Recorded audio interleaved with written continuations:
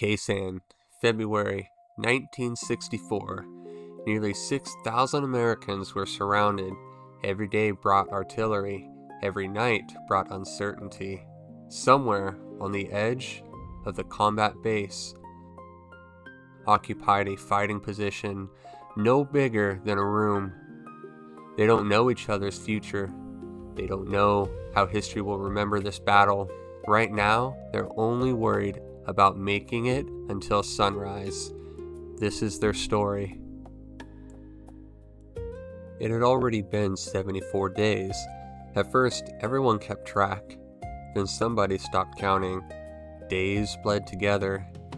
Incoming artillery, sandbags, mud, sleeping whenever you could steal it. Still wrote letters home.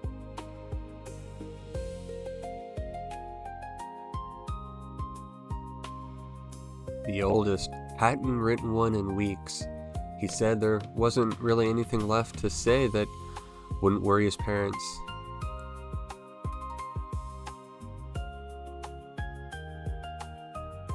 The bunker wasn't built all at once.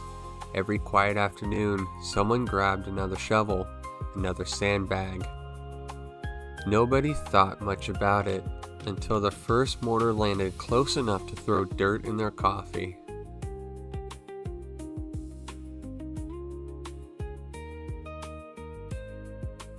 Vietnam has a way of changing the ground.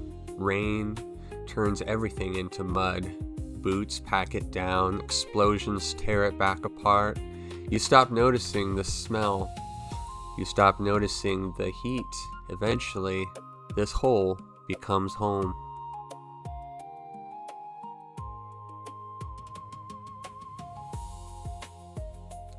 February 21st started quietly, too quietly. Brennan hated quiet. Quiet usually meant somebody was getting ready.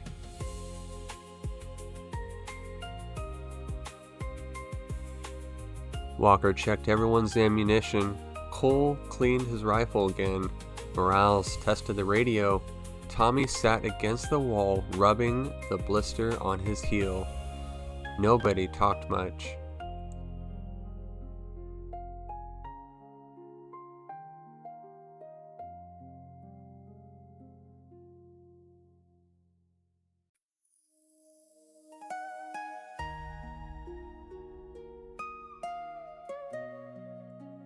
Corporal Jack Walker, 24, from Texas, second deployment.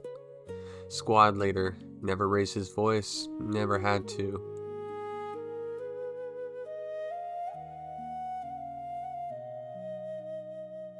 Sergeant Mike Brennan, from Chicago, been carrying an M60 longer than some of those that even been in uniform.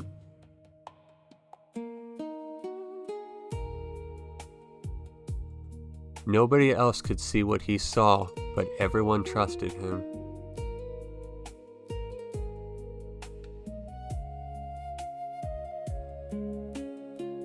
Contact! Brennan opened up with the M60. Long, controlled burst. Never panicked. Never wasted ammunition. The barrel glowed hotter every minute. Walker pointed towards the tree line. Morales kept trying the radio. Red Dog 6, this is Alpha 2. Static. Again, there is nothing. I sprayed one of the figures olive drab, and then I hand painted the other to see if there'd be a difference.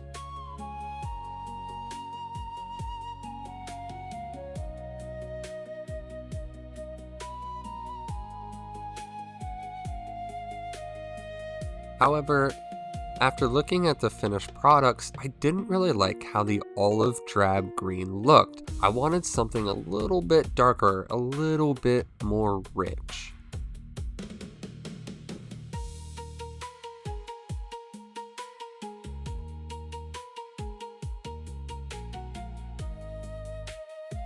Lance Corporal Eddie Morales, who's the radio guy.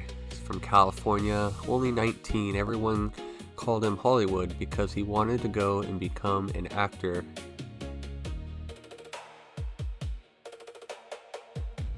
It took me a little while to get the color identified, but once I did, and a little bit of experimenting, I think I nailed it.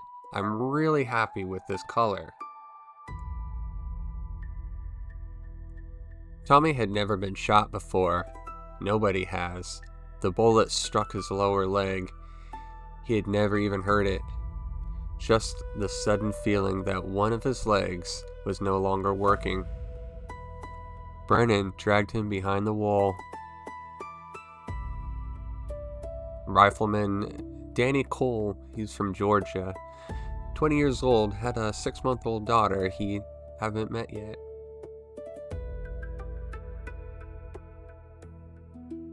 So again, I hand painted one and then airbrushed the other just to see if there's a difference in how the color showed through.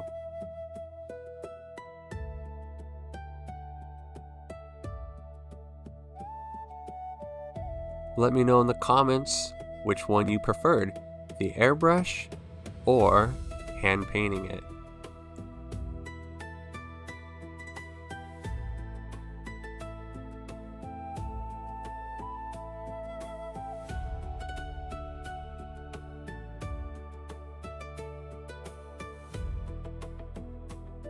For dark skin tones, I start with burnt umber and then German camo pale brown and just a little bit of burnt red.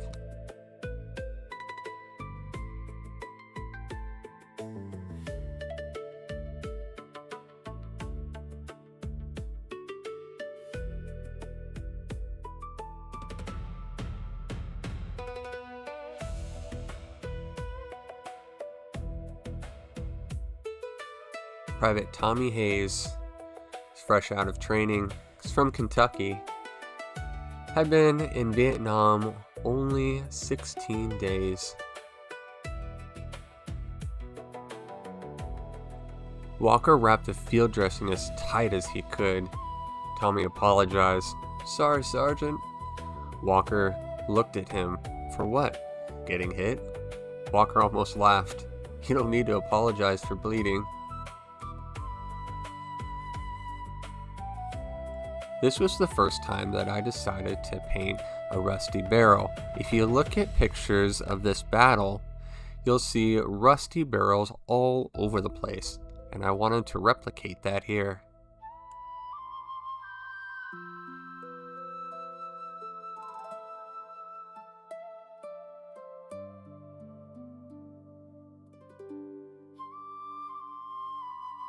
Hours passed.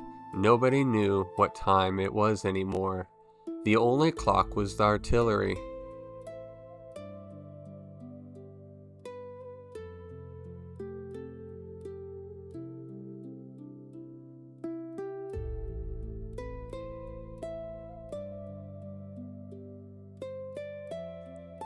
Then it started.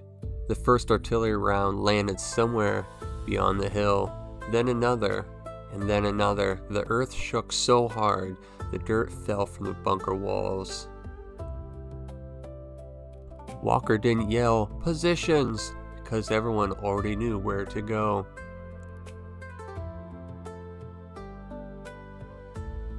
Ammunition started running low. Water was nearly gone. Morales finally got through. "Alpha 2 requesting resupply." The answer came back. "Negative. Too dangerous."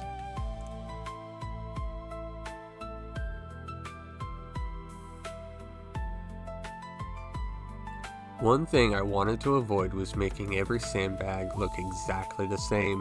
In real life, these weren't all filled, stacks, or weathered on the same day. Some had been sitting around in the rain and the sun for weeks, while others may have just been added to repair damaged ones from last artillery barrage.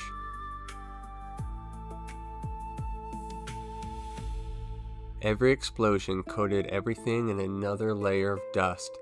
Helmets, rifles, sandbags, faces. By now, nobody looked like they had that morning. Using several different greens might seem like overkill at first, but when every sandbag is painted the exact same color, they all blend together into one solid wall. By introducing subtle shifts in tone, each bag begins to stand on its own.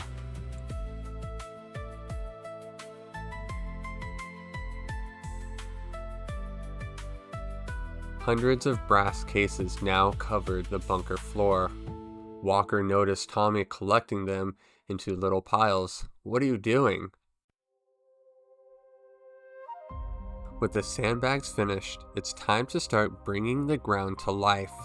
One thing I've learned over the years is that real earth is never just one color, especially in a place like Khe Sanh. The ground was consistently changing. Rain turned it into thick mud, the sun baked the high spots dry, and thousands of boots and artillery impacts churned everything together. Tommy shrugged. "Gives me something to do." Starting with Vallejo's flat earth as my first dry brush, this begins to pick out all the textures of the Vallejo brown mud created earlier. Morning eventually came. The firing slowed. The fog rolled back across the hills. Helicopters finally appeared in the distance. I moved on to Iraqi sand. This is a much lighter tone, and I'm only applying it to the highest points, the top of the berms. Just kidding, I apply it to all over the place to make the texture pop.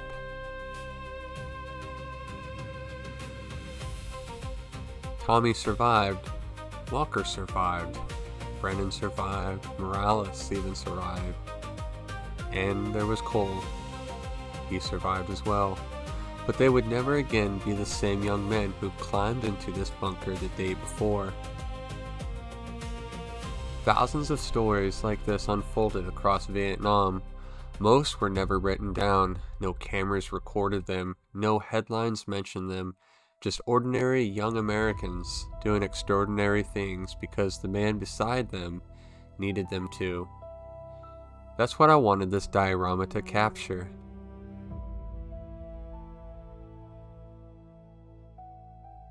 Not the victory, not a defeat, just one frozen moment shared between 5 men trying to make it another sunrise. As I was building the scene, I kept thinking about what happened after the shooting stopped. I imagined Walker walking over to check on Tommy one more time before climbing out of the bunker. Brennan finally setting his M60 down after carrying it for what felt like an eternity. And for just a few minutes, they weren't thinking about the next artillery barrage, or the next patrol, or even the next day. They were simply grateful to still be standing beside one another. It's moments like these that often get lost in history. We remember the battles, the dates, the maps, but every famous battle was fought by ordinary young men.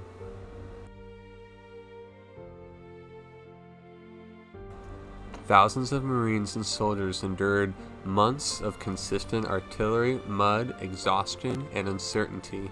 Every fighting position had its own story. Most of them were never written down. That's one reason I love building dioramas like this. A model isn't just plastic and paint. It can capture a single moment and invite us to imagine the people who lived it. If this scene made you stop for a moment and wonder who these men were, then I think this little project accomplished exactly what I hoped it would. Thank you so much for watching. If you enjoyed this build, I'd really appreciate it if you'd like, subscribe, and let me know down in the comments what moment in the story stood out to you the most. Until next time, take care, and I'll see you in the next one.